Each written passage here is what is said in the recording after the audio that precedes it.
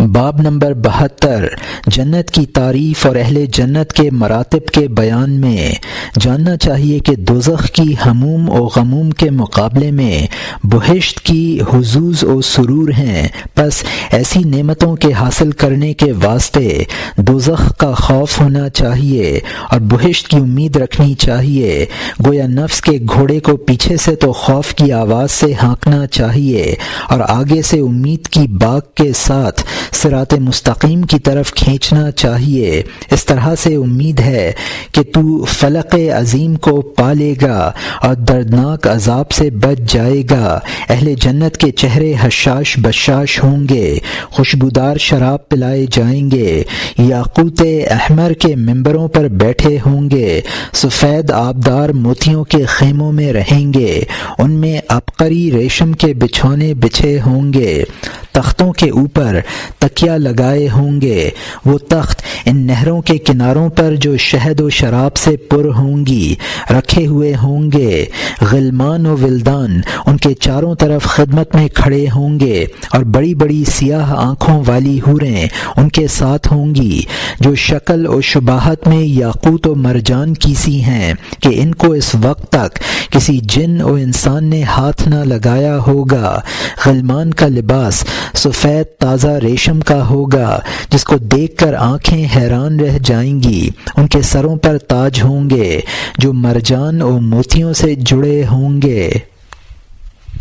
وہ حوریں کبھی بوڑھی نہ ہوں گی، یاقوت کے محلوں میں سکونت رکھیں گی، شرم سے آنکھیں نیچی رکھیں گی۔ پھر اہل جنت اور حوروں پر سفید شراب کے پیالے پھرائے جائیں گے جن کے پینے والے کمال لذت پائیں گے اور ان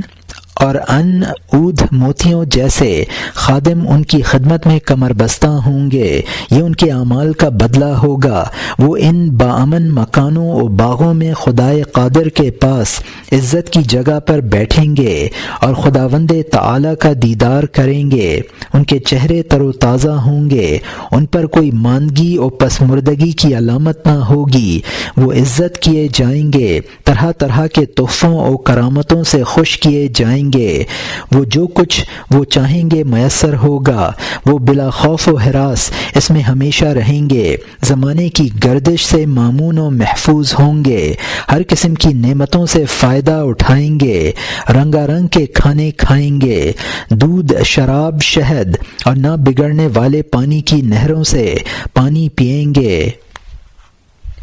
بہشت کی زمین چاندی کی ہوگی، اس کے سنگریزے مرجان کے ہوں گے، اس کی مٹی کستوری ہوگی، اس کی سبزی زعفران ہوگی۔ بادلوں سے نسرین کا پانی برسے گا، ان کو چاندی کے پیالے دیے جائیں گے جو موتیوں، یاقوت، مرجان سے مرصع ہوں گے۔ شراب کے پیالوں میں شیریں سلسبیل کا پانی ملا ہوگا۔ پیالے ایسے صاف و شفاف ہوں گے کہ شراب اپنی رقت و سرخی کی وجہ سے ان کے باہر سے معلوم ہوتا ہوگا۔ یہ پیالے ایسے خادموں کے ہاتھ میں ہوں گے کہ جن کے چہرے کی روشنی چمک و دمک میں سورج کے مشابہ ہوگی، مگر ان کی صورت کی حلاوت اور ان کی کنپٹیوں کی صباحت اور ان کی آنکھوں کی ملاحت سورج میں کہاں ہے؟ پس مبارک ہے وہ شخص جو ایسے گھر پر ایمان لاتا ہے جس کی یہ صفات ہیں اور یقین کرتا ہے کہ اس کے رہنے والوں کو موت نہیں ہوگی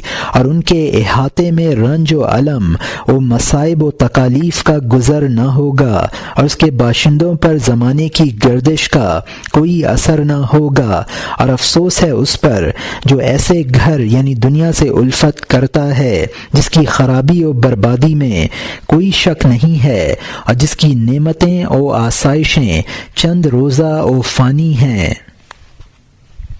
حضرت ابو ہریرہ رضی اللہ عنہ سے روایت ہے کہ رسول اللہ صلی اللہ علیہ وسلم نے فرمایا ہے کہ قیامت کے روز پکارنے والا پکارے گا کہ اے جنت والو، اب تم ہمیشہ تندرست رہو گے، کبھی بیمار نہ ہوگے، اب تم ہمیشہ زندہ رہو گے، ہرگز نہ مرو گے، اب تم ہمیشہ جوان رہو گے، بوڑھے نہیں ہوگے، اب تم ہمیشہ نعمتوں میں رہو گے، کبھی رنج و غم نہ کھاؤ گے۔ اس مضمون کی طرف آیت ذیل میں اشارہ ملتا ہے۔ وَنُودُوا أَن تِلْكُمُ الْجَنَّةَ أُورِثْتُمُوهَا بِمَا كُنْتُمْ تَعْمَلُونَ، اہل جنت کو پکارا جائے گا کہ جنت جس کے تم وارث بنائے گئے ہو تمہارے اعمال کا نتیجہ ہے۔ اے بھائی، اگر تو جنت کی صفت کو معلوم کرنا چاہتا ہے تو قرآن کو پڑھ، خدا کے بیان سے زیادہ کسی کا نہیں ہو سکتا، اور خدا کے اس قول کو پڑھ وَلِمَنْ خَافَ مَقَامَ رَبِّهِ جَنَّتَانِ الی آخر سورہ رحمان۔ جو شخص اپنے رب کے آگے کھڑا ہونے سے ڈرتا ہے اس کے واسطے 2 جنتیں ہوں گی، سورہ رحمان کے اخیر تک اسی قسم کا مضمون ہے۔ علاوہ اس کے سورہ واقعہ وغیرہ صورتوں کا مطالعہ کرو، اور اگر تو جنت کی صفات کی تفصیل احادیث سے چاہتا ہے تو احادیث ذیل کا ذرا غور سے مطالعہ کرو۔ رسول اللہ صلی اللہ علیہ وسلم نے فرمایا ہے کہ 2 جنتیں ہیں، ایک کے اسباب و لوازمات سب چاندی کے ہیں، دوسرے کا ساز و سامان سب سونے کا ہے۔ اہل جنت اور خدا کے درمیان صرف کبریائی اور بزرگی کی چادر حائل ہوگی۔ اب خیال کرو کہ جنت کے دروازے مطابق اصول عبادت بہت سے ہیں، جس طرح کے اصول معاصی کے موافق دوزخ کے دروازے کثیر ہیں۔ حضرت ابو ہریرہ رضی اللہ عنہ نے رسول اللہ صلی اللہ علیہ وسلم سے روایت کی ہے کہ جس نے اپنے مال سے دو حصہ اللہ کی راہ میں خرچ کیے وہ جنت کے تمام دروازوں سے بلایا جائے گا، اور جنت کے 8 دروازے ہیں۔ جو نمازیوں سے ہوگا وہ نماز کے دروازے سے پکارا جائے گا، جو جہاد کرنے والوں سے ہوگا وہ جہاد کے دروازے سے بلایا جائے گا۔ حضرت ابو بکر رضی اللہ عنہ نے سوال کیا، یا رسول اللہ صلی اللہ علیہ وسلم، کیا کوئی ایسا بھی ہوگا جو تمام دروازوں سے پکارا جائے؟ فرمایا ہاں، اور میں امید رکھتا ہوں کہ تو انہی میں سے ہوگا۔ عاصم بن زمرہ حضرت علی رضی اللہ عنہ سے روایت کرتے ہیں کہ حضرت علی رضی اللہ عنہ نے پہلے دوزخ کا ذکر کیا اور اس کی وحشت ناک صورت کا نقشہ کھینچا، پھر بہشت کا ذکر کیا اور کہا وَسِيقَ الَّذِينَ اتَّقَوْا رَبَّهُمْ إِلَى جَنَّةِ زُمَرًا، یعنی اپنے رب سے ڈرنے والے لوگ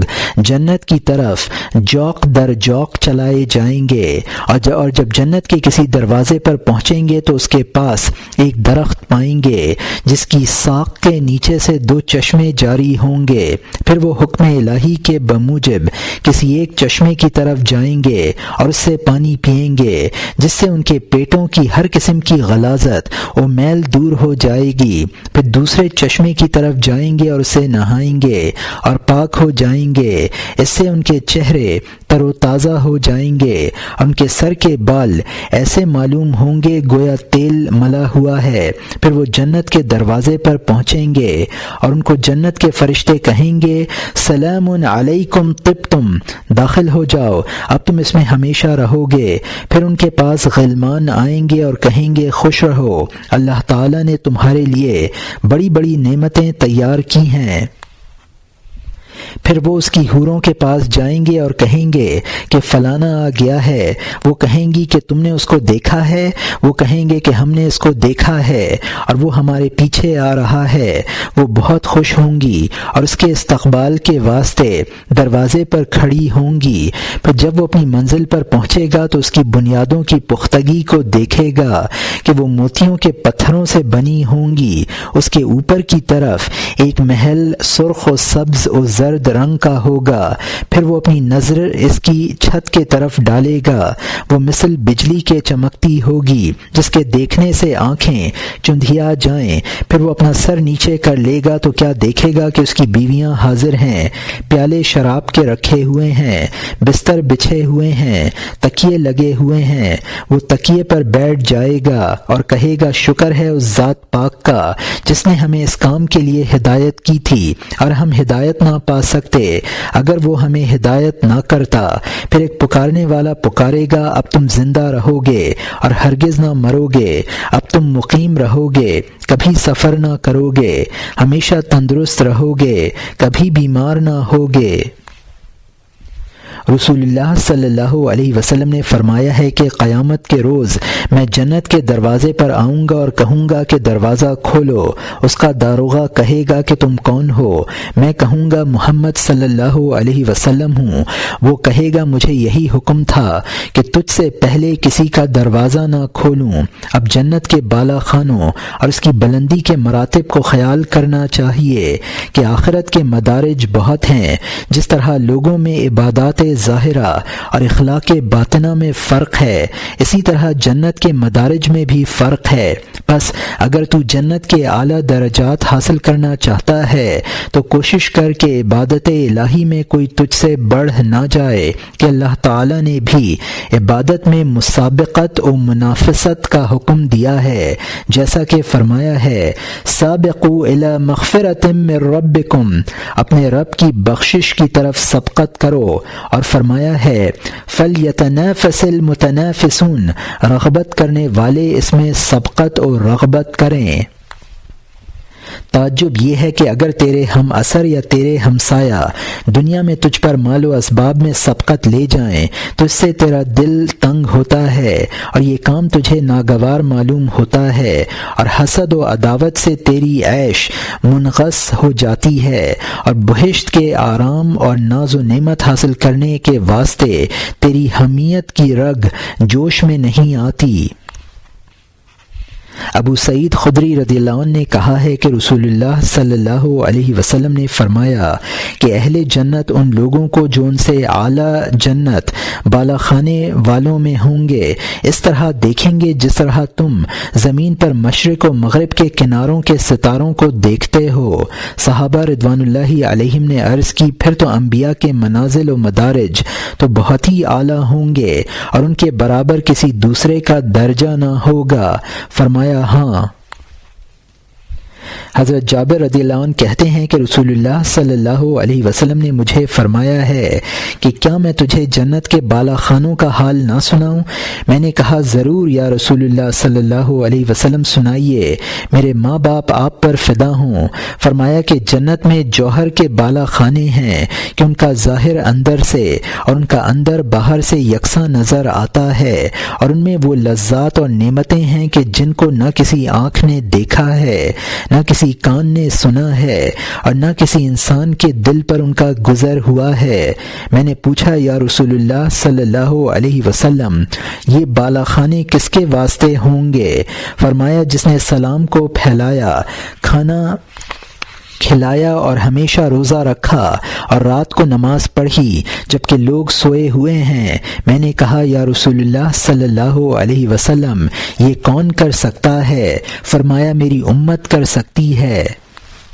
اس کا مطلب یہ ہے کہ جو شخص اپنے مسلمان بھائی کو ملے اور اس پر سلام کرے گویا اس نے سلام کو پھیلایا،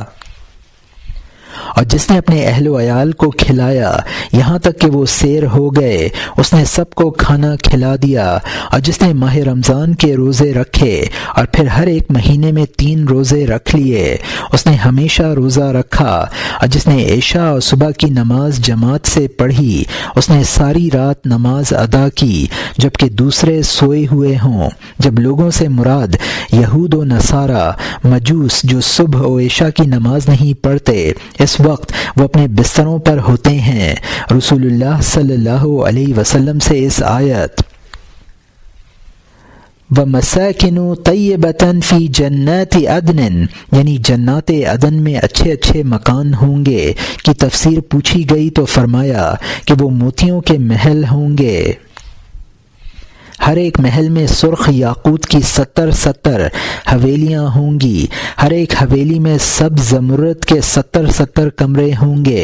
ہر ایک کمرے میں تخت ہوگا، ہر ایک تخت پر ہر ایک رنگ کے 70 فرش ہوں گے، ہر ایک فرش پر ایک ایک حور ہوگی، علاوہ اس کے ہر ایک کمرے میں 70 دسترخوان ہوں گے، ہر ایک دسترخوان پر 70 رنگ کے کھانے ہوں گے، اور ہر ایک کمرے میں 70 لونڈیاں ہوں گی، اور ہر ایک مومن کو بے انداز و بے حساب قوت عطا ہوگی۔